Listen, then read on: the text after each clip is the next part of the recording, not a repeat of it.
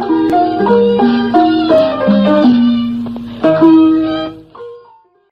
င်္ဂလာပါရှင်။ဗမာတိုင်းကြားပါရာဖြင့်တည်တင်ဆက်မှုအစီအစဉ်မှကြိုဆိုလိုက်ပါရစေ။ယခုညတင်ဆက်ပေးကြမယ့်တည်တဲ့အကြောင်းအရာတွေကတော့မြော်မော်ချောင်းရည်ကြီးရေရှမ်းမှုကြောင့်ဒေသခံပြည်သူများရေဘေးဒဏ်ဒုက္ခကြုံနေရတဲ့တည်တင်နဲ့မန်စီဒေတာအတွင်းမှာစစ်ဘေးတိမ်းရှောင်နေတဲ့အကြောင်းသားများကြောင်းဆက်တက်ဖို့အခက်အခဲရှိနေကြောင်းသိရှိရပါတယ်။ဒီတည်တင်တွေကိုကျွန်မမွန်းကြကနဲ့တင်ဆက်ပေးတော့မှာပါ။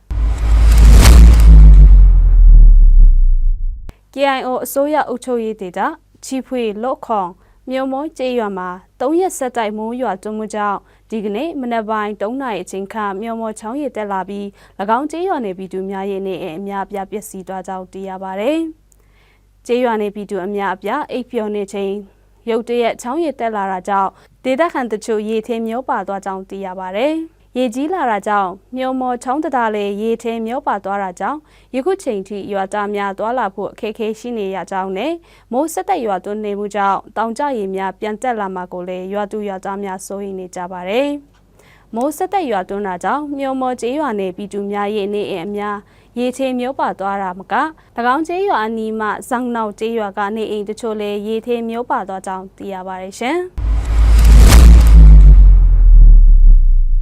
ဗမော်မြို့နယ်မန်စီဒေတာအတွင်းတိုက်ပွဲအခြေအနေမျိုးမျိုးကြောင့်စစ်ဘေးတိမ်းရှောင်နေတဲ့အကြောင်းသားကျောင်းသူများကျောင်းဆက်တက်ဖို့အခက်အခဲရှိနေကြောင်းသိရပါတယ်။၎င်းကျောင်းသူကျောင်းသားတွေထဲမှာအထက်တန်း17တန်း12တန်းတက်မိကျောင်းသူကျောင်းသားများပုံမခက်ခဲနေကြောင်းနဲ့ KIO အစိုးရကျောင်းဆက်တက်မိဆိုတော့လေတင်ယုံညွန်းကြားမတူညီမှုတွေကြောင့်ကျောင်းသားများပုံမခက်ခဲနေကြောင်းသိရပါတယ်။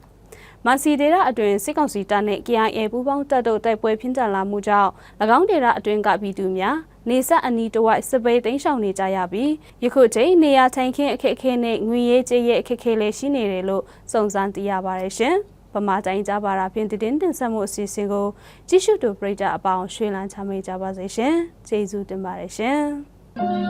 ။